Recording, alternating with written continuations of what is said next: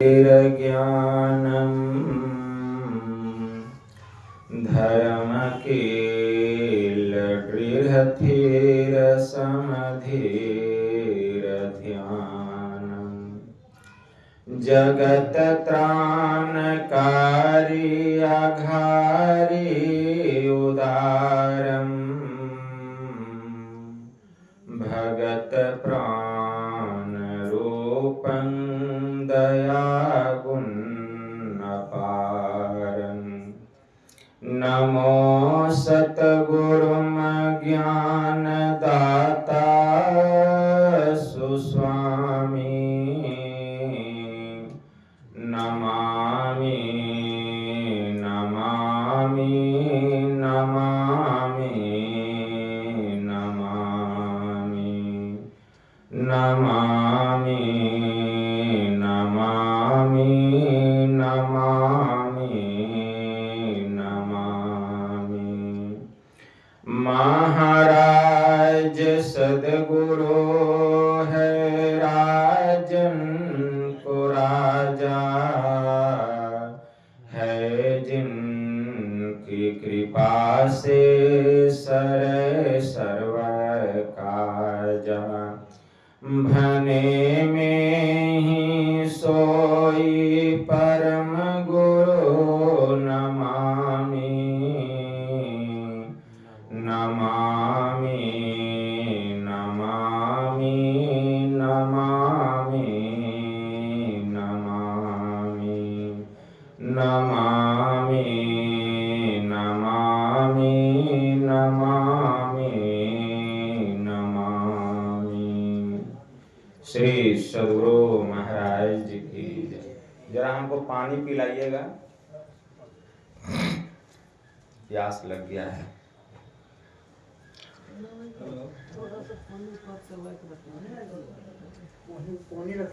यहाँ है पानी।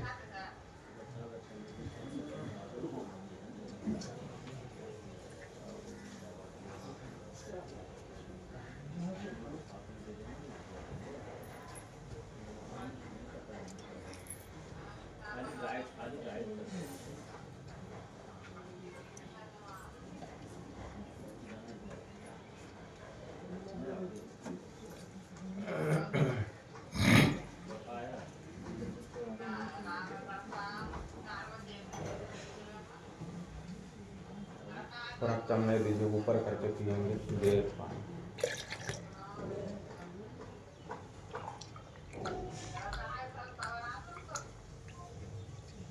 पानी रखिए जी, रखिए थोड़ा सा गिलास में बोतल में रखिए। बस बस बस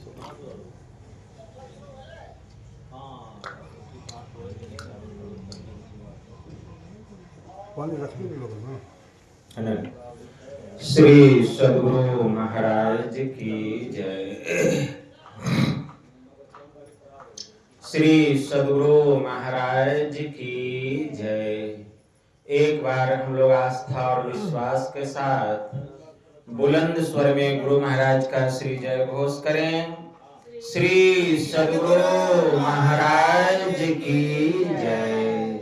श्री सद्गुरु महाराज की जय।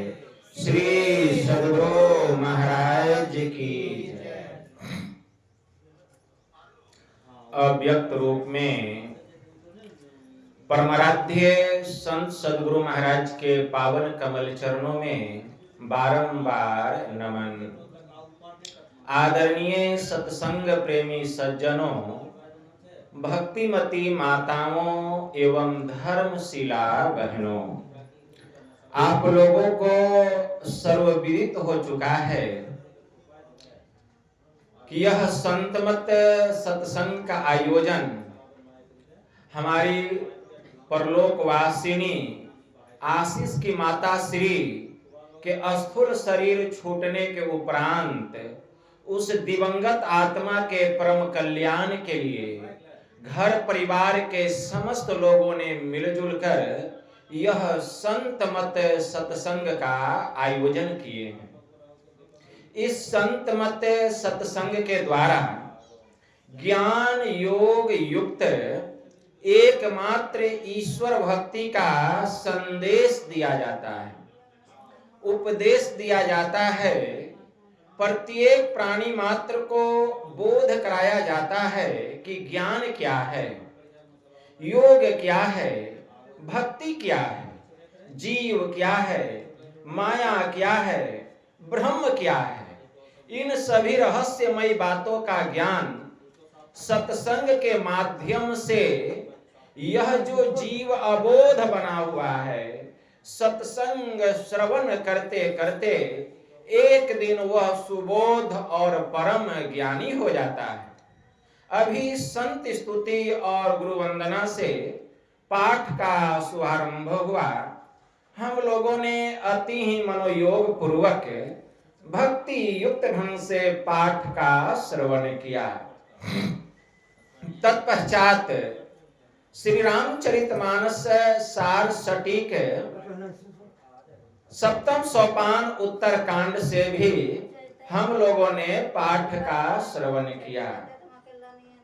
पाठ के क्रम में भगवान श्री राम के मुखारविंद से अपने नगरवासियों को, अपने प्रजावासियों को मानव तन की प्रधानता के संबंध में उपदेश देते हुए अभी हम लोग श्रवण कर रहे हैं। भगवान श्री राम मर्यादा पुरुषोत्तम कहलाए। उन्होंने इस संसार में जितने भी काम किए मर्यादित ढंग से, मर्यादा में रह करके, मर्यादा में रह के क्या काम किए कि एक पुत्र को एक पिता के प्रति कैसा प्रेम होना चाहिए, एक भाई को अपने भाई के प्रति कैसा प्रेम होना चाहिए, एक मित्र को अपने मित्र के प्रति कैसा प्रेम होना चाहिए, एक पति को अपनी पत्नी के प्रति कैसा प्रेम होना चाहिए, और एक शिष्य को अपने गुरु के प्रति कैसा प्रेम होना चाहिए, उन्होंने चरित्रार्थ करके दिखलाया। इसलिए वे मर्यादा पुरुषोत्तम प्रभु श्री राम कहलाए। ऐसे मर्यादा पुरुषोत्तम भगवान श्री राम अपने नगरवासियों को उपदेश के क्रम में कहते हैं कि बड़े भाग मानुष तन पावा, असुर दुर्लभ सब ग्रंथ ही गावा। कि हे मेरे नगरवासियों, हे मेरे प्रजावासियों, हे मेरे अयोध्या वासियों, बड़े भाग्य से हम लोगों को यह मनुष्य का शरीर मिला है, और यह मनुष्य का शरीर सभी देवताओं को दुर्लभ है, सभी देवी देवताओं को दुर्लभ है, लेकिन हम लोगों को यह सुलभ हो गया है। अभी देख रहे हैं यह जो सत्संग हो रहा है, आशीष की मम्मी कितनी धर्मशिला थी, कितना सत्संग करती थी, एक दिन भी बिना ध्यान सत्संग किए नहीं रहती थी, हमेशा गुरु महाराज का जप करते रहती थी। इतना ही नहीं, गांव गांव में घूम घूम करके सत्संग में लेके जाती थी। चलो सत्संग हो रहा है, चलो सत्संग हो रहा है। कितने लोगों को वह गुरु महाराज के ज्ञान से जोड़ करके गई, कितना दान पुण्य की जिसका अंदाजा नहीं लगाया जा सकता। और जगह तो जाने दीजिए, और जगह तो हम कहेंगे कि हमको नहीं पता है, लेकिन अभी सत्संग भवन तिरपुलिया में उन्हीं का दिया हुआ गेट है, एकदम भव्य गेट लगा हुआ है उनके नाम पर। कितना बड़ा पुण्य का काम करके गई, वह अमर हो गया, वह निशानी उनका। और ऐसा ऐसा गेट एक जगह नहीं, कितना जगह वह दे करके गई है। और हम तो देखते थे, कभी सहयोग कुछ लेने आते थे तो परशुराम बाबू से लड़ जाती थी मेरे लिए। हम देखते थे, मैं सामने कह रहा हूं, लड़ जाती थी मेरे लिए, दो नवीन वायरस है। इतना प्रेम था उनको, बाप रे बाप, कहना पड़ेगा कितना हमसे उनको प्रेम था। जब तक उनके शरीर में शक्ति रहा, वह सत्संग मंदिर आती रही प्रवृत्ति दर्शन करने, जब तक उनको शरीर में शक्ति रहा। जब शरीर से लाचार हो गई चलने फिरने उठने बैठने में, तभी वह नहीं आ पाती थी तो हमको फोन करती थी, बाबा भोजन करने आ जाइएगा, बाबा ये कपड़ा ले लीजिएगा, इतना पैसा दी कपड़ा अपने लिए ले लीजिएगा, कोई पर्व है या त्योहार है। पर्व त्योहार में कपड़ा देती थी 2000 3000 1000, कितना उनको प्रेम था हमसे, कैसा कितना दान पुण्य करती थी, कितना सत्संग करती थी। नहीं आ पाती थी तो बुलाती थी, कितना समर्पित थी वो गुरु महाराज के प्रति, ऐसी पुण्यात्मा थी। और ऐसा बात नहीं कि केवल हमारे जितने संत महात्मा हैं, जितने संत महात्मा हैं, सबके प्रति उनके हृदय में प्रेम था, आदर था, समर्पण था, समर्पित वह भक्ति न थी। जैसे माता सबरी एकदम भगवान श्री राम के प्रति समर्पित थी, एकदम वही सबरी माई की जैसी थी। आप खुश हो जाती थी जब संत महात्मा आते थे, गदगद हो जाती थी कि कैसे सेवा करें, उसको समझ में नहीं आता था। तो ऐसी परम भक्ति, ऐसी पुण्यवती, ऐसी धर्मशीला हमारी आशीष की मम्मी थी। आज उनका स्थूल शरीर छूट गया है, उस परलोकवासिनी, उस दिवंगत आत्मा के परम कल्याण के लिए यह सत्संग रूपी ज्ञान यज्ञ आज इस अंतिम, इस भवन के सबसे अंतिम ऊंचाई पर यह जो बनाया गया है सत्संग हॉल, इसी के लिए बनाया गया है। आज इस स्थान पर सत्संग हो रहा है।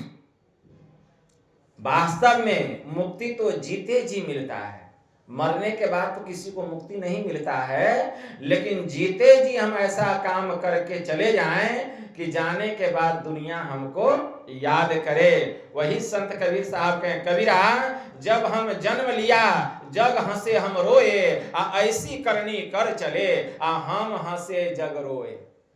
ऐसा काम करके जाना चाहिए कि दुनिया के लोग हमारी याद में हमारे कर्मों को देखकर, हमारे पुण्य कर्मों को देखकर, हमारे सत्कर्मों को देख करके आंखों से आंसू बहाएं और हमको याद करें। ऐसा हमारा कर्म होना चाहिए, तब न लोग हमको याद करेंगे। शास्त्र में आया है, भगवान शिव जी ने बड़ा अच्छा कहा। ब्रह्मा जी आए हैं भगवान शिव जी के पास और कहें कि हे प्रभु, हे भोलेनाथ, जीव के परम कल्याण के लिए आप कोई ऐसा उपाय बतलाइए जिससे कि संसार के जीव जो दुखी हैं, जो त्रस्त हैं, जो ग्रस्त हैं, उनका कल्याण हो सके, दुखों से छुटकारा मिल सके। जीव के परम कल्याण के लिए कोई उपाय कहिए। प्रभु कोई ज्ञान को श्रेष्ठ बतलाते हैं तो कोई योग को श्रेष्ठ बतलाते हैं, लेकिन प्रभु मेरे समझ में बात यह नहीं आती है कि ज्ञान और योग दोनों में श्रेष्ठ क्या है, दोनों में श्रेष्ठ क्या है। तो भगवान शिव जी क्या कह रहे हैं? भगवान शिव जी कहते हैं कि हे ब्रह्मा जी सुनियो, योगहीनम कथम ज्ञानम मोक्षदम भवति भोह, योगो अपि ज्ञानहीनस्तु नोक्षमो मोक्ष कर्मणि, तस्मात् ज्ञानं च योगं च मुमुक्षुर्दृढं भयसेत्। भगवान शिव जी कहते कि हे ब्रह्मा जी, जो योगहीन ज्ञान है भला वह मोक्ष कार्य में समर्थवान कैसे हो सकता है। ठीक उसी प्रकार जो ज्ञान रहित योग है वह भी मोक्ष कार्य में समर्थ होने वाला नहीं है। इसलिए मुमुक्षु प्राणी को, मेरे विचार में मुमुक्षु प्राणी को मतलब मोक्ष साम्राज्य की चाहना रखने वाले, मुक्ति पाने की चाहना रखने वाले प्राणी को ज्ञान और योग दोनों का दृढ़ता के साथ अभ्यास करना चाहिए, तस्मा ज ज्ञानम च योगम च मुमुक्षर ढृम भयसेत, मतलब ज्ञान और योग दोनों का दृढ़ता के साथ अभ्यास करे। अगर कोई मुक्ति को पाना चाहता है, मोक्ष को पाना चाहता है, तो ज्ञान और योग दोनों की आवश्यकता है। जो बात भगवान शिव जी ब्रह्मा जी को कहते हैं, वही बात भगवान बुद्ध अपने भिक्षुओं को कह रहे हैं। भगवान बुद्ध ने अपने भिक्षुओं से कहा, हे भिक्षुओं, ध्यान कर कहीं बेपरवाही के बदले तुझे नरक में आग का धधकता हुआ गोला मुंह में ना निगलना पड़े। थोड़ा आवाज दीजिए, आवाज बहुत प्रेस लगाना पड़ रहा है माइक में, थोड़ा आवाज बढ़ाइए। हे भिक्षुओं, ध्यान कर कहीं बेपरवाही के बदले तुझे नरक में आग का धधकता हुआ गोला मुंह में न निगलना पड़े, और जलते समय चिल्लाकर यह न कहना पड़े कि हाय यह दुख है। अरे ज्ञान बिना ध्यान नहीं, अध्यान बिना ज्ञान नहीं। जिसमें ज्ञान और ध्यान दोनों है, वही तो निर्वाण के समीप है।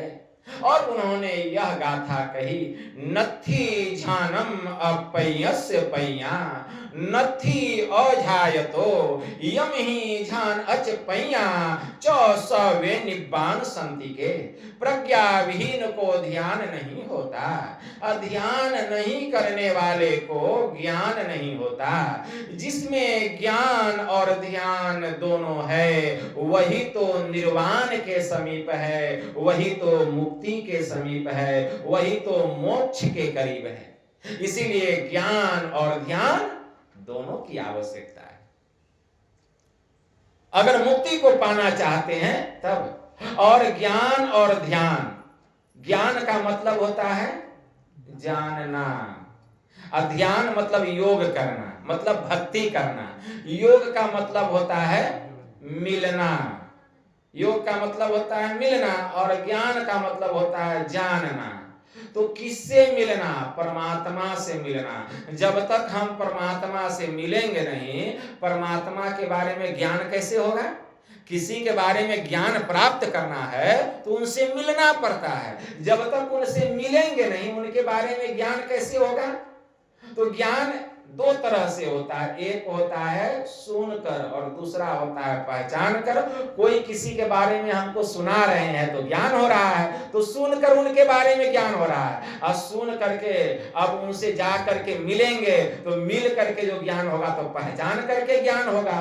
तो सुनकर जो ज्ञान होता है वह अधूरा ज्ञान है, अब पहचान करके जो ज्ञान होता है वह पूरा ज्ञान है। तो अभी जो ज्ञान हो रहा है वह सुन करके, तो किसके बारे में ज्ञान प्राप्त करना है? तो ईश्वर के बारे में, परमात्मा के बारे में। तो परमात्मा के बारे में पहले सुन करके जानेंगे, सुन करके पहले सुनकर बौद्धिक ज्ञान होगा। सुनकर मतलब सुनकर बौद्धिक मतलब बुद्धि के द्वारा ज्ञान।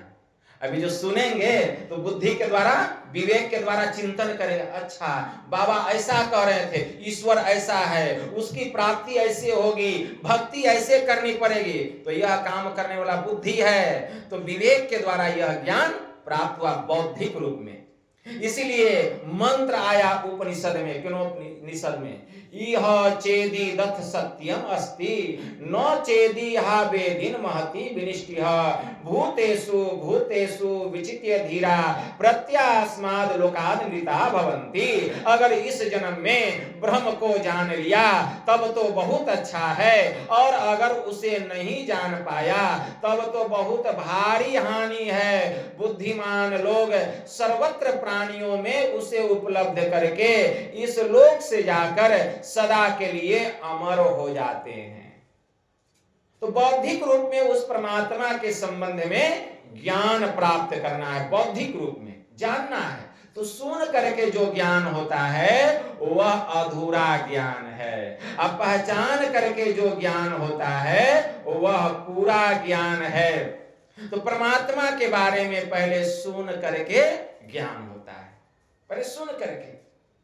मुक्ति की प्राप्ति मरने के बाद नहीं होती है, जीते जी होती है। इसीलिए भगवान शिव जी ने कहा, पिंड पातेन या मुक्ति साह मुक्तिर्न तु मन्यते देहे ब्रह्मत्वमयाते जलानम सेंधुवम यथा अनन्यताम यदा याति तदा मुक्तः सः उच्यते।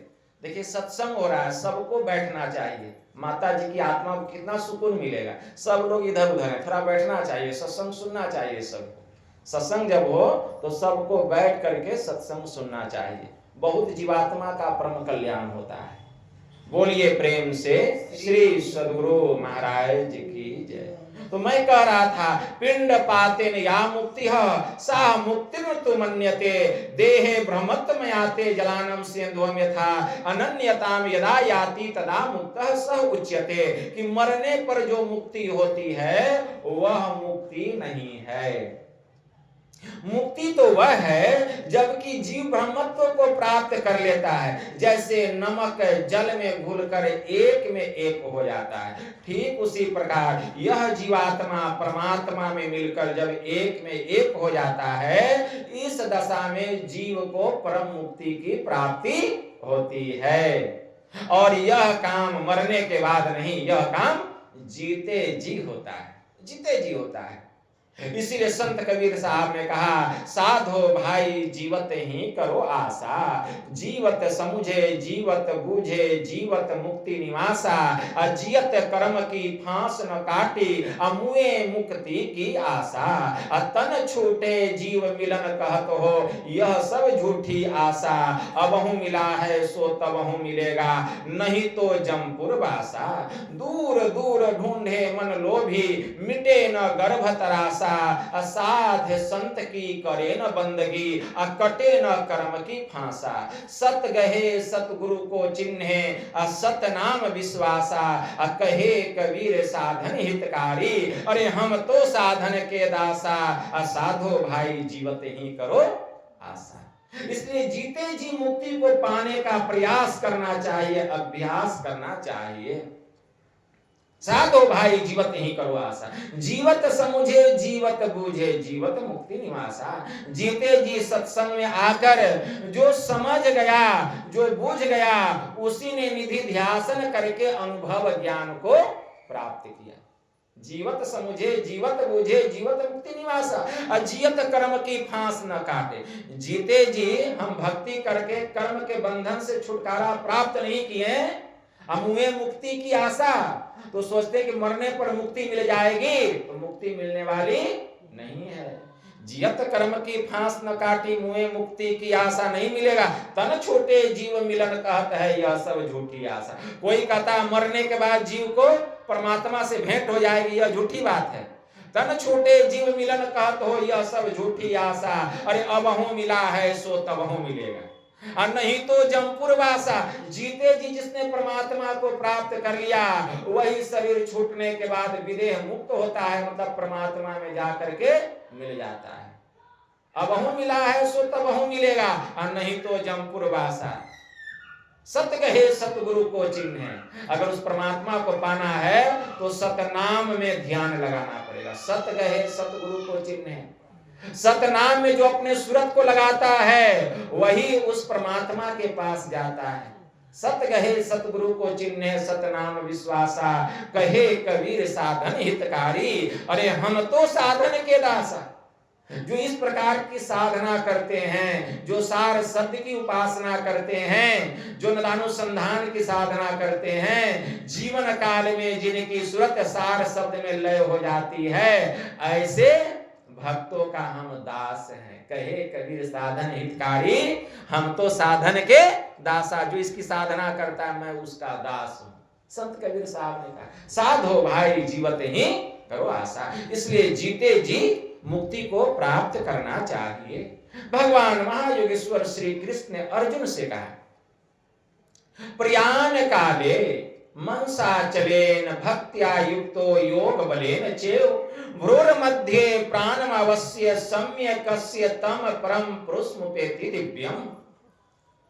भगवान कहते हैं कि हे अर्जुन, प्रयाण काल के समय, शरीर छोड़ने के समय जो कोई साधक या साधिकाएं, भक्त या भक्तिन जब शरीर का परित्याग कर रहे हैं, प्रयाण कालीन मनसा चलेन, मनोयोग पूर्वक मनसा चलेन भक्त्या युक्तो योग बलेन चेव, योगिक क्रिया के द्वारा दृष्टि की दोनों धारों को समेट कर जो दोनों भवों के बीच में अस्थिर करता है, योगिक क्रिया के द्वारा दृष्टि की दोनों धारों को दोनों भवों के बीच में जो अपने चित्त को समेट करके रखता है, भक्त्या युक्तो योग बलेन चेव भ्रूर मध्य प्राणम अवश्य सम्यक कस्य तम परम पुष्पपेति दिव्यम, दोनों भवों के बीच में जो अपने सूरत को अस्थिर करता हुआ इस देह का परित्याग करता है तो मेरे दिव्य लोक में जाता है। भगवान ने कहा दीर्घ काल तक वहां सुख भोगने के बाद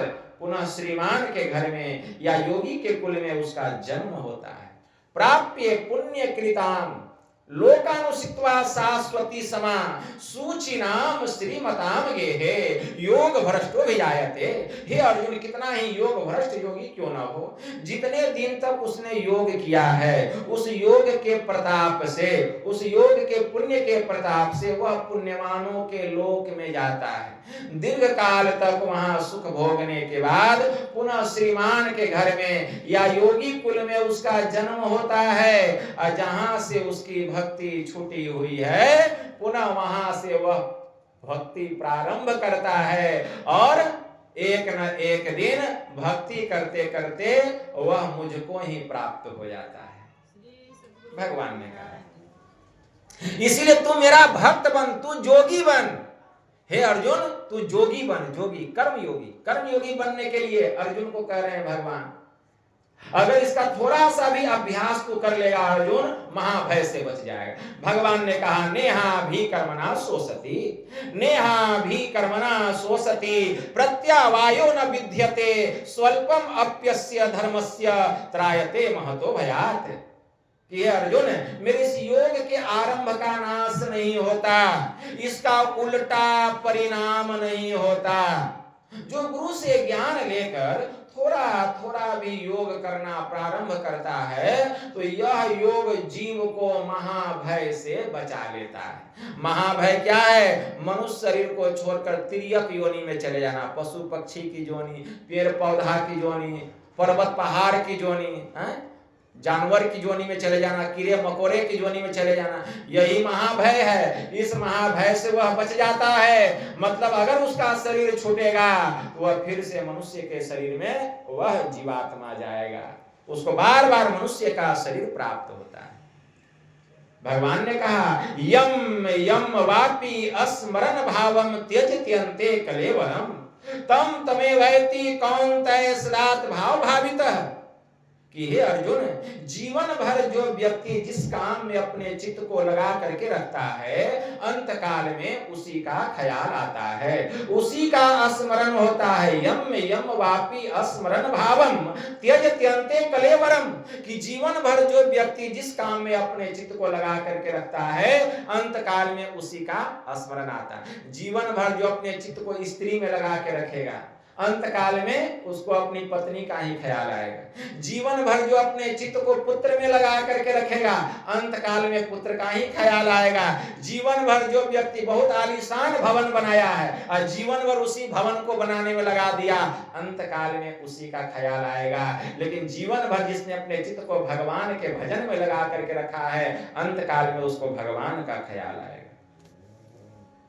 इसीलिए जीवन भर तू अपने चित्त को मुझ में इतना लगा दे कि अंत काल में तुझे मेरा स्मरण हो, तुझे मेरा ख्याल आए। इसलिए भगवान देवों के देव महादेव ब्रह्मा जी से कह रहे हैं देहावसान सम्यचिते यद्य दीव भावेत तद्देव भवेत् जीव इत एव जन्म कारणम। कि हे ब्रह्मा जी, देह परित्याग के समय चित्त में जैसी जैसी भावनाएं जीव करता है वही वही वह होता है, यही जन्म का कारण है।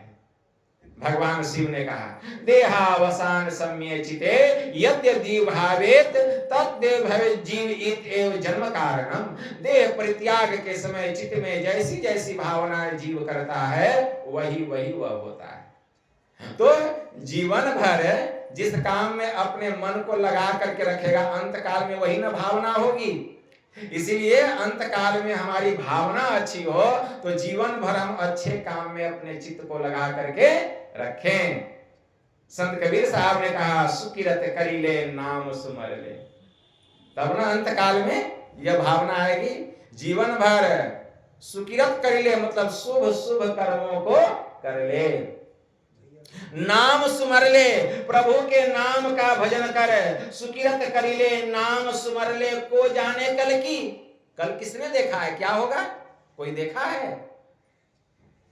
परम संत बाबा देवी साहब का अंतिम वाक्य है, जब वे अपने देह का परित्याग करने लगे तो उनके शिष्यों ने कहा बाबा साहब अंतिम समय में अपना कोई अंतिम उपदेश कहने की कृपा करें कि हम लोगों को कुछ सीख मिले, शिक्षा मिले।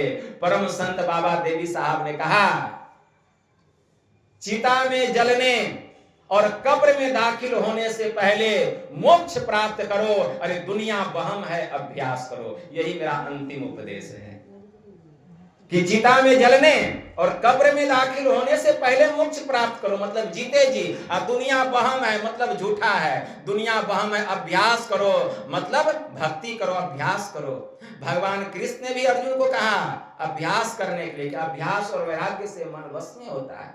जब अर्जुन ने कहा कि चंचलम ही मनः कृष्णा परमार्थी बल्लव डढ़िरम अभ्यास वासना सत्यात्रंति भवसागरम, क्या कहते हैं अर्जुन, कह रहे हैं भगवान कृष्ण से कि हे प्रभु यह मन बड़ा ही चंचल है, बड़ा ही चंचल है। चंचलम ही मनः कृष्णा परमार्थी बल्लव डढ़िरम तस्याहम निग्रहम मन्ये वायुरिषु दुष्करम, कि हे केशव यह मन बड़ा चंचल है प्रभु, यह मनुष्य को मथ डालता है, जैसे हवा को मुट्ठी में कैद करना बड़ा ही कठिन है, उसी तरह से इस मन को काबू में करना बड़ा ही दुष्कर है। तो भगवान महायोगेश्वर श्री कृष्ण ने अर्जुन का समर्थन देते हुए कहा, क्या कहा, असंशयम महाबाहो मनो दुर्निग्रहम चलम अभ्यासेन्तु कौन्तेय वैराग्येन च गृह्यते, कि हे अर्जुन इसमें संशय नहीं, अवश्य ही यह मन बड़ा चंचल है, बड़ा चलायमान है। एक क्षण में यह मन कहां से कहां चला जाए, क्या से क्या करा दे, कहां नहीं जा सकता। जिसका मन शुभ कर्मों में लगा हुआ है, ध्यान सत्संग में, तो मन जो है उसका चरण पकड़ के रखा है और कहता है आप ही मेरे माई बाबू हैं। क्यों? वह शुभ कर्म में लगा हुआ, इसीलिए मन उसका पैर को पकड़ के रखा कि आप ही मेरे माई बाप हैं। जरा सा ध्यान भजन छोड़ दीजिए, संसार के काम में लग जाइए, मन आपका चरण को छोड़ेगा, माथा पा के बैठ जाएगा और कहेगा अब तो हम ही आपके बाप हैं। समझ जाइए। तो कहते हैं कि अवश्य ही अर्जुन यह मन बड़ा चंचल है, एक क्षण में कहां से कहां चला जाए, क्या से क्या करा दे, कहा नहीं जा सकता।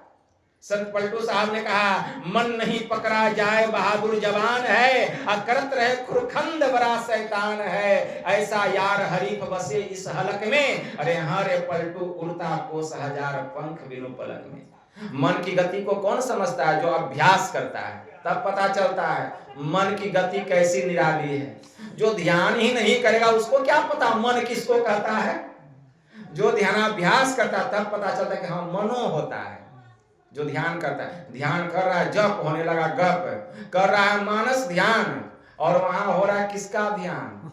मार्केट घूम रहा है, खेत में, खलिहान में, Norway, Sweden, China, Japan, New Zealand, Thailand. देखिए मन की गति, तब पता चलता है हम क्या करने बैठे थे, मन कहां कहां भाग रहा है। तो यह भागने वाला कौन है? मन। तो यह मन ऐसा है। तो भगवान ने कहा अभ्यासेन्तु कौन्तेय वैराग्येन च गृह्यते, हे अर्जुन अभ्यास और वैराग्य से यह मन बस में हो जाता है। क्या अभ्यास करे कि मन में वैराग्य आ जाए? किसका अभ्यास करे? अभ्यास और वैराग्य से मन बस में आता है। तो अभ्यास किसका करें कि वैराग्य आ जाए मन में? तो इसका उपदेश भगवान श्री राम हनुमान जी को मुक्ति को उपनिषद में कर रहे हैं। एक तत्वाधिराभ्यासाध्यावन विजितम मनः, कि हे अर्जुन जब तक यह मन पूर्ण रूपेण बस में न हो जाए तब तक तुम एक तत्व का अभ्यास करो। जब तक यह मन पूर्ण रूपेण बस में न हो जाए, एक तत्व का अभ्यास करो। वह एक तत्व क्या है? कोई कहे कि मानस जप करना एक तत्व है, मन बस में होगा, नहीं होगा। एक तत्व में कई अक्षर है, इसीलिए वह एक तत्व नहीं है। कोई कहे कि मानस ध्यान करेंगे तो मन बस में होगा, नहीं होगा, क्योंकि जिस रूप का हम ध्यान करते हैं कई अंग प्रत्यंग है, वह भी एक तत्व नहीं है। एक तत्व क्या है? जिसका बांट नहीं हो, जिसका भाग नहीं हो, वह है परम बिंदु, एक छोटा से छोटा चिन्ह, जो कि बाहर में नहीं बनाया जा सकता, बल्कि भीतर में वह स्वतः प्रकट होता है। उसको बाहर में नहीं बनाया जा सकता, वह छोटा से छोटा चिन्ह है, वह बाहर में नहीं, वह भीतर में प्रकट होता है यौगिक क्रिया के द्वारा। जो वहां अपने चित्त को लगा करके रखता, तो गुरु की कृपा से जब दृष्टि की दोनों धारे मिलती है, तो वह तेजस बिंदु प्रकट होता है, और तब मन पूर्ण रूपेण बस में होता है। नाद बिंदु उपनिषद में बड़ा अच्छा मंत्र आया है, मनोमत गजेंद्रस्य विश्व ध्यान चारिणः नियमान समर्थो अयंग नीनांदो निशितांकुशः। कि यह मन जो है मदमस्त हाथी है, मदमस्त गजराज, जैसे गजराज होता है हाथी, कदली वन में जाता है, पेड़ पौधों को तोड़ता है, मरोड़ता है, कुचलता है, एकदम छटपट करता है, उसी तरह यह मन है, उसी गजराज के जैसा। लेकिन जब महावत आता है, अंकुश देखें कितना छोटा होता है, हाथी को लगाता है, हाथी 4 कदम पीछे होता है और पूर्ण रूपेण बस में हो जाता है। उसी प्रकार यह जो मन है, यह मदमस्त गजराज है, यह विषय रूपी वाटिका में, रूप में, रस में, गंध में, स्पर्श में, शब्द में विचरण कर रहा है। मन पांचों के बस में पड़ा, मन के बस नहीं पांच, अपने अपने स्वाद में सब ही नचावे नाच, पांचई पांच परस रस गंध शब्द और रूप, इनका कहा न कीजिए बहुरी परब भवकूप। तो मन नाच रहा है। उसी तरह से यह मन जो है विषय रूपी वाटिका में विचरण कर रहा है। लेकिन जब यही मन योगिक क्रिया के द्वारा गुरु निर्दिष्ट स्थान पर अपने मन को लगाता है, दृष्टि की दोनों धार मिलती है, उस सूक्ष्म मार्ग में मन प्रवेश करता है, अंधकार से प्रकाश मंडल में जाता है, तो इस मन को वहां नाद का अवलंब मिलता है, नाद रूपी अंकुश। नीनांदो निस्तांकुशः, नीनांदो निस्तांकुशः, मन को नाद का अवलंब मिलता है भीतर में, प्रकाश मंडल में। वह नाद मन रूपी गजराज के लिए अंकुश के जैसा काम करता है, और यह मन पूर्ण रूपेण बस में हो जाता है। दूसरा मंत्र आया है, मकरंदम पिबन भृंगो गंधा नन्नापेक्षते यथा नादा सक्तम सदाचितम विषयम नहि कांक्षति बद्ध सुनाद गंधेन सद्य संत्यक्त चापल। जैसे भंवरा फूलों की केसर को लेता हुआ उसकी सुगंधी की चाहना नहीं करता, ठीक उसी प्रकार जिसका चित्त भीतर के नाद में लग गया है, फिर वह संसार के विषयों की चाहना नहीं करता, क्योंकि वह अपने चंचल प्रवृत्ति को त्याग चुका है और अपने भीतर के मिठास के, नाद रूपी मिठास के वशीभूत हो चुका है। वह मन जो है बस में हो गया है। तो मन को बस में करने का यही एक उपाय है, और कोई दूसरा तीसरा चौथा पांचवा उपाय। इसी उपाय के द्वारा मन पूर्ण रूपेण बस में होता है। और जब मन बस में होता है तो मन उलटे तब सूरत कहा। तब सूरत की गति बड़ी निराली होती है, बड़ी निराली। इसी का तो उपदेश भगवान श्री राम अपने नगरवासियों को कर रहे हैं। यही है मोक्ष का द्वार, इसी के द्वार में प्रवेश करना, यही है मुक्ति का द्वार। जो इस द्वार में प्रवेश करता है सीधा मुक्ति को प्राप्त करता है। संत पलटू साहब ने कहा, मुक्ति मुक्ति सब कोई कहे, अब मुक्ति कहो कहाँ पाइए जी, अब मुक्ति को हाथ और पांव नाही, अब किस भांति सेती दिखलाइए जी, अज्ञान ध्यान की बात बुझिए या मन को खूब समझाइए जी, पलटू मुँह पर किन्न देखा जीवते ही मुक्त हो जाइए जी। मरने पर कोई देखा है कि मुक्ति मिला कि नहीं मिला? इसलिए जीते जी मुक्ति को प्राप्त कीजिए, पहले इस द्वार में प्रवेश कीजिए। बड़ा बारीक द्वार है। यम ने नचिकेता से कहा, उत्तिष्ठत जागृत प्राप्य व्रानिन बोधत सुरस्य धारा निश्चिता दुर्तया दुर्गम पथ अस्तत कव्यो बदंती। कि हे नचिकेता, उठो जागो और श्रेष्ठ महापुरुषों के पास जाकर यह ज्ञान प्राप्त करो। जो श्रेष्ठ महापुरुष मतलब संत महापुरुष, वही श्रेष्ठ महापुरुष है, वह बतलाते हैं यह रास्ता जो है बड़ा ही दुर्गम मार्ग है। कितना दुर्गम?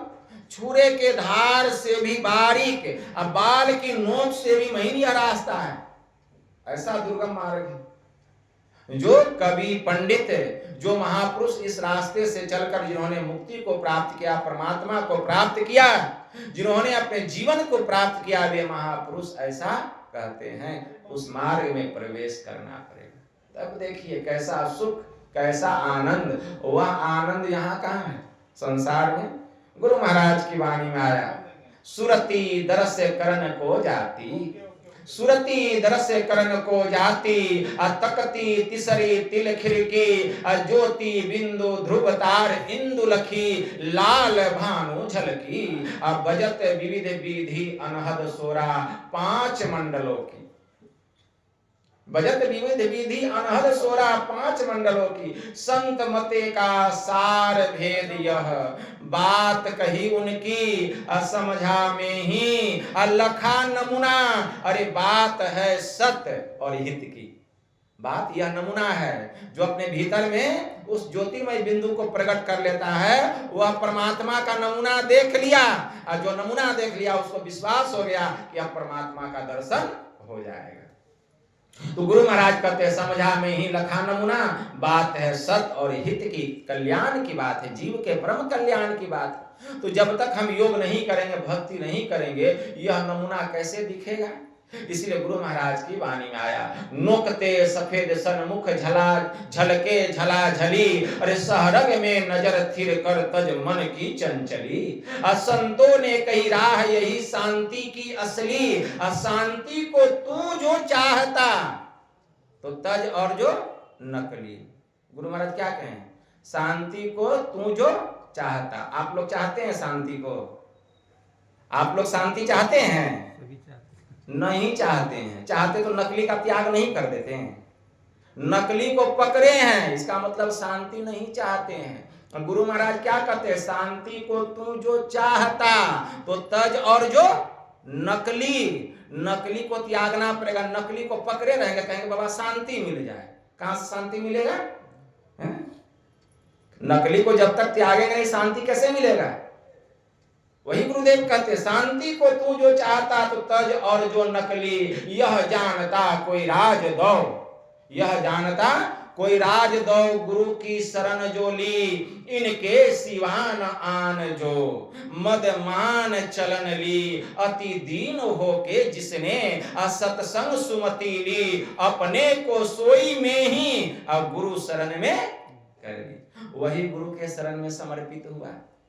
गुरु महाराज की वाणी में आया। इसीलिए फकीर ने कहा, नकली मंदिर मस्जिदों में जाए, सदअफसोस है कुदरती मस्जिद का साकिन दुख उठाने के लिए। यह जो हमारा शरीर है, यह परमात्मा का बनाया हुआ मंदिर है। बिंदुनाद महालिंगम शिव शक्ति निकेतनम, देहम शिवालयम प्रोक्तम सिद्धिधम सर्वदेहिनाम। ठीक है ना? इस शरीर को शिवालय कहा गया है। यह शरीर शिव और शक्ति का घर है। इसको जिंदा खुदा का घर कहा गया। यह जो शरीर है जिंदा खुदा का घर, क्योंकि इसमें जीवात्मा रहता है। यह जिंदा खुदा का, अब बाकी तो सब समझिए गए। ठीक है ना? कहने की आवश्यकता नहीं। यह शरीर जिंदा शिवालय है, यह शरीर जिंदा खुदा का घर है। क्यों भटकता फिर रहा तू ऐ तलाशे यार में, अरे रास्ता तो सहरग में है दिल भर पे जाने के लिए। परमात्मा के पास जाना चाहते हो, रास्ता तो तुम्हारे भीतर में है। कहां अमरनाथ, बद्रीनाथ, केदारनाथ कहां घूम रहे हो? रास्ता तुम्हारे भीतर में है। रास्ता तो सहरग में है दिल भर पे जाने के लिए, लेकिन इसके लिए दिल का हुजरा साफ रख, दिल का हुजरा साफ रख। जाना के आने के लिए ध्यान गैरों का उठा उनको बिठाने के लिए। लेकिन इसके लिए क्या करना पड़ेगा? दिल का हुजरा, दिल को साफ रखना पड़ेगा। दिल साफ है? भीतर मैल चहल की लागी, ऊपर कातन धोवत है, अभिगत मूर्ति महल के भीतर वाका पंथ न धो वाका पंथ न जोहत है। मतलब भीतर में आत्मा में मन में मैल भरा हुआ है, और तन को एकदम साबुन से साफ करके नए का कपड़ा, नए का टिकली, नए का सिंदूर, नए का काजल, एकदम चकाचक, लेकिन अंदर में मन मैला, भीतर मैल चहल की लागी, ऊपर का तन धोवत है। देख कर मत भूलना बाहर की सफाई पर, वर्क सोने का लगा है गोबर की मिठाई पर। वर्क सोने का लगा है, चमड़ा जो है गोरा है, काला है, लेकिन भीतर में क्या है? गोबर का मिठाई है, भीतर में गोबरे ना भरा हुआ है। इसलिए मत भूलो, आदमी का जिस्म क्या है? जिस पे आशिक है, जहां मिट्टी की एक इमारत बनी है, मिट्टी का है आसियां, खून का गाढ़ा किया है, ईंट की बनी है हड्डियां, थोड़ी सी चंद सांसों पर टिकी है यह ख्याली आसमां, मौत की पुरजोर आंधी जिस घड़ी आ जाएगी, और टूट कर यह इमारत खाक में मिल जाएगी। संत पलटू साहब ने कहा, जीवत कहिए झूठ साँच है मरण को, आज हूँ मूर्ख चेत गहो गुरु नाम को। अरे मांस के ऊपर चाम, चाम के ऊपर रंग है, अजय है जीव अकेले ना ही कोई संग है। इसीलिए अपने मन को साफ रखिए। भगवान ने कहा, निर्मल मन सो जन मोहि पावा, मोहि कपट छल छिद्र नहीं भावा। जिसका मन साफ होता है, पाक होता है, निर्मल होता है, वही भक्त, वही भक्तिन भक्ति करके हमको प्राप्त कर सकता है। और जिसका मन साफ नहीं है, वह कितना भी भक्ति कर ले दिखाने के लिए, किसी को रिझाने के लिए, दिखाने के लिए, भगवान का दर्शन होने वाला नहीं है, पापों से उसको छुटकारा मिलने वाला नहीं है। तो मुक्ति कहां से मिलेगा जी? जब पापे से छुट्टी नहीं मिलेगा तो मुक्ति कहां से मिलेगा? हमारे गुरुदेव कहने कृपा की, पापों के संस्कार जन्मों के मेरे, है जो दया कर क्षमा कर मिटाना, और गुरु मम सूरत को गगन पर चढ़ाना। मन अति कठिन कराल प्रभु हो, तजय न विषय विकार, तजय न विषय विकार। मन दृढ़ हो न लागू प्रभु पद में, होत न मोह से संहार। लगता है दृष्टि योग की साधना करते हैं, मन कितना देर सुषुम्ना में ठहरता है, मन कितना भागता है। क्यों? मन पापी है, मन में पाप भरा हुआ है, इसलिए मन नहीं ठहरता। जिस दिन मन पवित्र हो जाएगा, मन ठहरने लगेगा।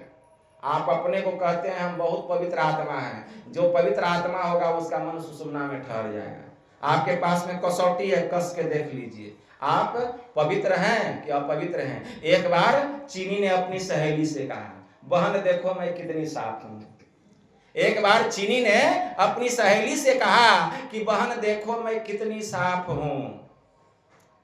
तो उसकी सहेली क्या कहती है कि बहन क्या बतलाऊं, लोगों को अपनी गंदगी नहीं सूझती है, उसको तो दूसरे की ही गंदगी दिखाई देती है। देखी के पर दोष रज सम, कहत मेरु सम होए रे, और आपन दोष है गिरी सम ताको राखत गोए।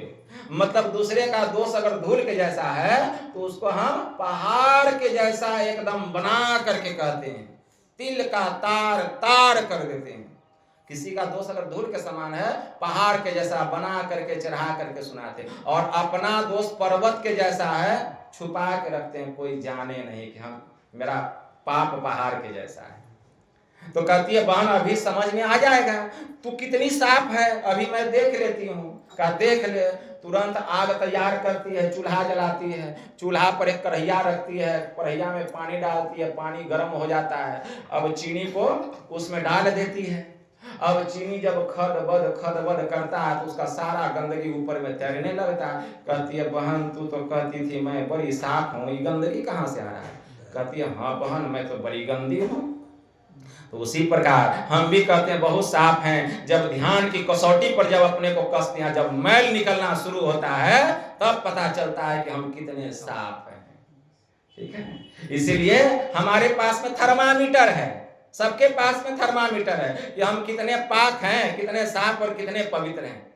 चितम अंतर्गतम दुष्टम तीर्थ स्नान नैर्य शुद्ध्यति सतसो अपि जलेर ढोरतम सुरा भांड मीमा शुचि। भीतर में रहने वाला यह जो दूषित चित्त है, मन है, यह तीर्थों में स्नान करने से पवित्र नहीं होता है। यह तो तब पवित्र होता है जबकि हम ध्यान और सत्संग करते हैं। ध्यान और सत्संग करते हैं। जो सत्संग करेगा उसी से ध्यान होगा, और जो सत्संग ही नहीं करेगा उससे ध्यान होगा जी। ध्यान किससे होगा? जो सत्संग करेगा। और जो सत्संग नहीं करेगा उससे ध्यान होगा? उससे ध्यान होने वाला नहीं है।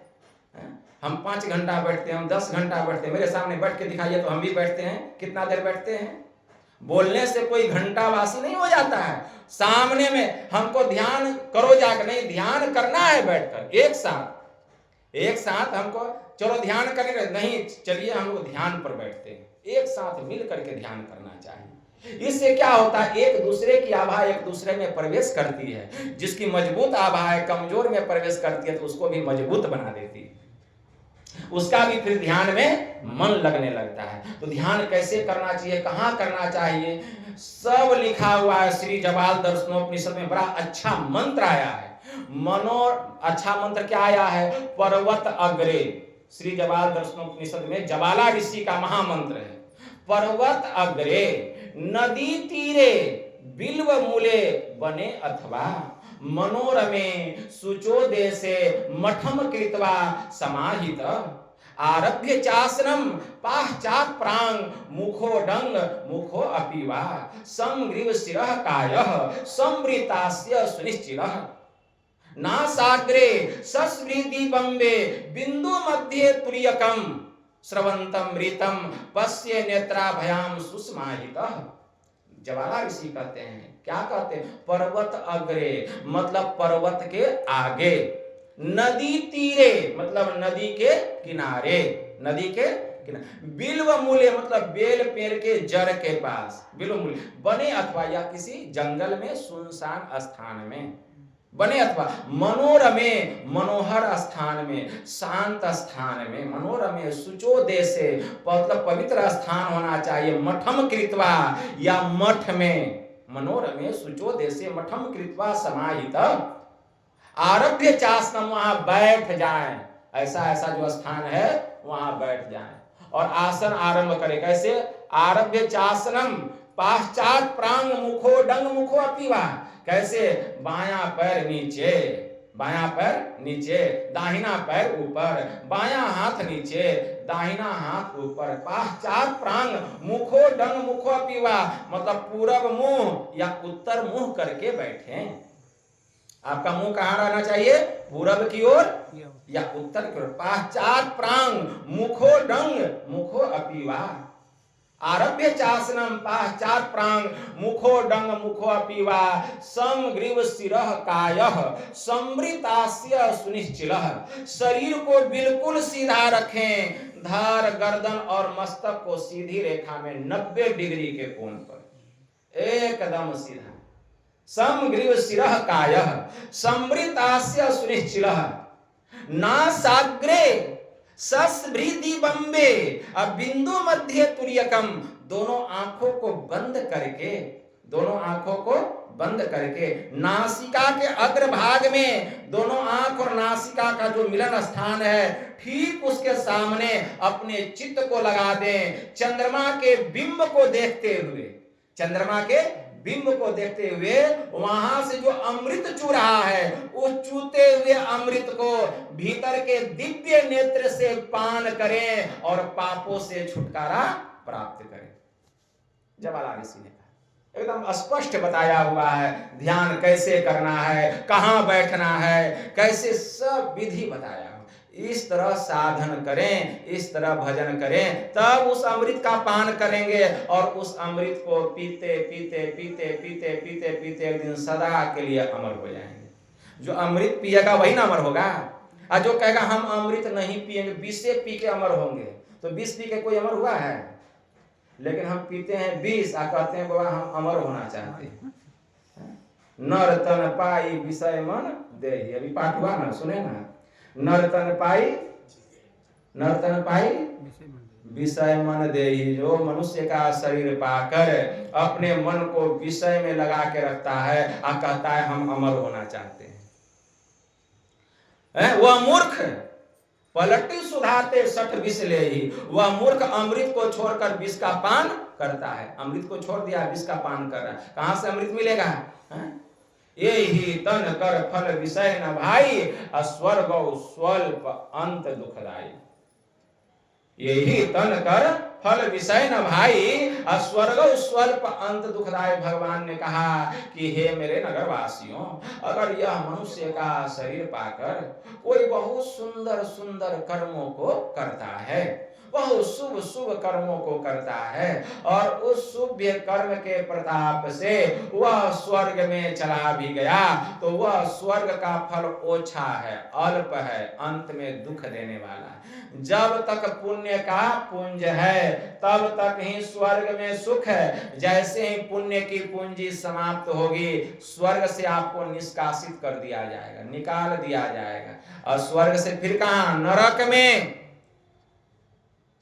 नरक में मतलब स्वर्ग में पहले, नरक में बाद में। क्यों? पाप और पुण्य जो बेसी होता है उसका फल बाद में भोगना पड़ता है, और जो कम होता है उसका फल पहले भोगना पड़ता है। अगर आपका पुण्य कम है, ठीक है ना, और पाप बेसी है, तो पुण्य का फल पहले और पाप का फल बाद में। पुण्य का फल भोगने के लिए स्वर्ग और पाप का फल भोगने के लिए नरक है। तो वहां पुण्य कम था तो स्वर्ग में, अब पाप भी तो बेसी है, उसको स्वर्ग से ढकेल दिया, अब जाओ नरक में, वहां पाप का फल भोगेगा और फिर जो है 84 लाख योनियों में उसको भटकना पड़ता है। संत तुलसी साहब ने कहा, क्या कहते हैं संत तुलसी साहब? बड़े उच्च कोटि के फकीर हुए। नर तन दुर्लभ देव को सब कोई कहे पुकार, सब कोई कहे पुकार, देव दे ही नहीं पावे, ऐसे मूर्ख जन स्वर्ग की आस लगावे। पुण्य छीन सोई देव स्वर्ग से नरक में आवे, भर में चारों खान पुण्य ताहि रिझावे, तुलसी सतमत तत गहे, अरे स्वर्ग पर करे खंखार, अरे नर्तन दुर्लभ देव को सब कोई कहे पुकार। सभी संतों ने पुकार पुकार करके कहा कि मनुष्य का शरीर देवताओं को दुर्लभ है, और यह सत्संग भी देवी देवताओं को दुर्लभ है, ये तो मनुष्य को सुलभ है। स्वामी रामावतार दत्त ने क्यों कहा, संत वचन वह सुधा जिसके देव सदा भिखारी। संत वचन वह सुधा जिसके देव सदा भिखारी, संत वचन वह धन है जिसका नर ही है एकमात्र अधिकारी। मतर्य अमर बन जाता जिससे वह संजीवन रज है, असंत वचन सब भव रोगों का राम बाण भेषज है। वेद शास्त्र अनुभूति तपस्या का जिसमें संचय है, असंतों का वर वरद वचन वह मंगलमय निर्भय है। क्यों बैठा कर्तव्य मूढ़ नर बन चिंता का वाहन, अरे संत वचन के सुधा सिंधु में कर संतत अवगाहन। दूर असत से कर सतपथ की ओर लगाने वाला, अब मृत्यु से हटा अमरता को पहुंचाने वाला।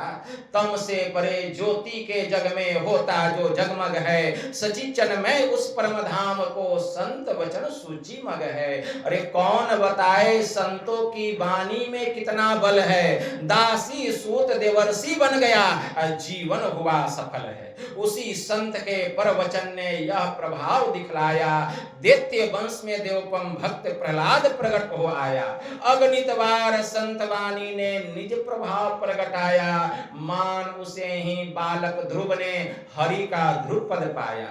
एक लुटेरा था जिसने, अरे एक लुटेरा था जिसने मन से मान संतों की वाणी, अब वाल्मीकि बन गया आदि कवि भुवन विदित विज्ञानी। रत्नाकर डकैत था, डाकू बन गया वाल्मीकि, सत्संग के प्रभाव से, संत का दर्शन करके।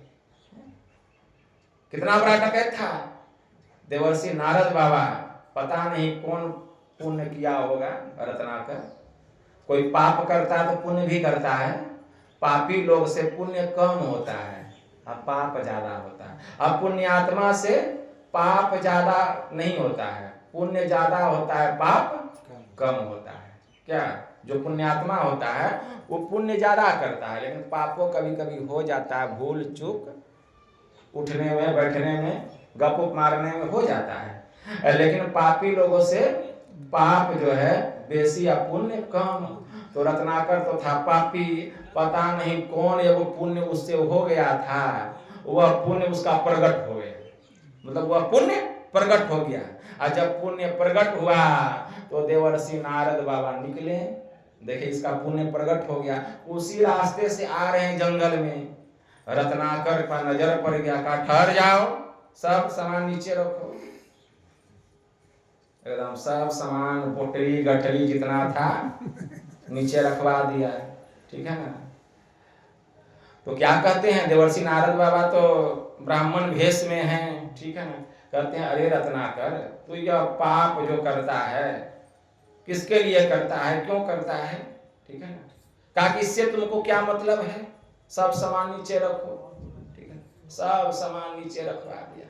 किसके लिए करता है, क्यों करता है, यह नहीं पूछो, सब सामान नीचे रखो। अब रख दिया। कहा अच्छा यह बताओ कि तू जो यह पाप करता है तो जिसके लिए करता है, तो उस पाप में श्री सद्गुरु महाराज की जय, श्री सद्गुरु महाराज की जय, श्री सद्गुरु महाराज की जय, श्री सद्गुरु महाराज की जय, श्री सद्गुरु महाराज की जय, श्री सद्गुरु महाराज की जय, श्री सद्गुरु महाराज की जय, श्री सद्गुरु महाराज की जय, श्री सद्गुरु महाराज की जय, श्री सद्गुरु महाराज की जय। आशीष महाराज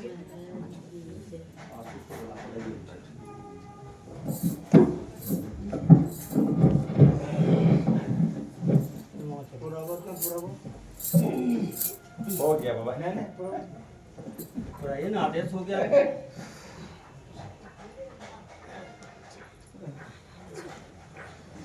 श्री सद्गुरु महाराज की जय।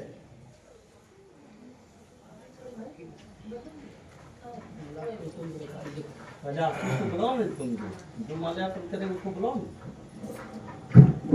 तो मैं यह कह रहा था कि जो बेसी है उसका फल बाद में भोगना पड़ता है, जो कम है उसका पहले भोगना पड़ता है, लेकिन पाप और पुण्य दोनों का फल भोगना पड़ता है। इसीलिए गोस्वामी तुलसी साहब ने कहा, नर तन दुर्लभ देव को सब कोई कहे पुकार, और सब कोई कहे पुकार देव देहि नहीं पावे।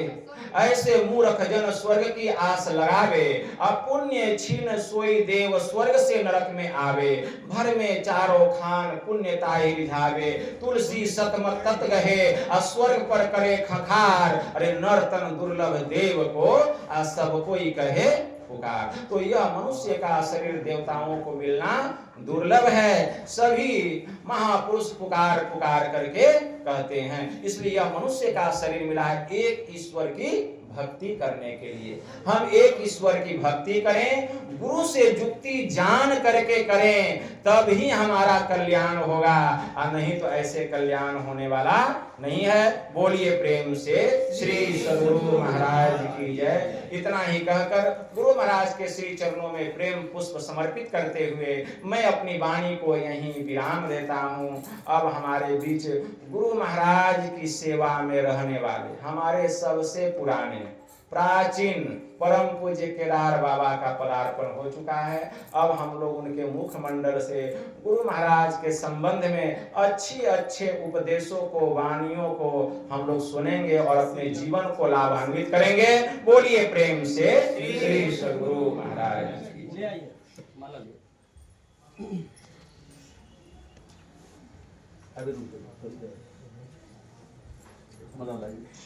बड़ा वाला गुरु महाराज के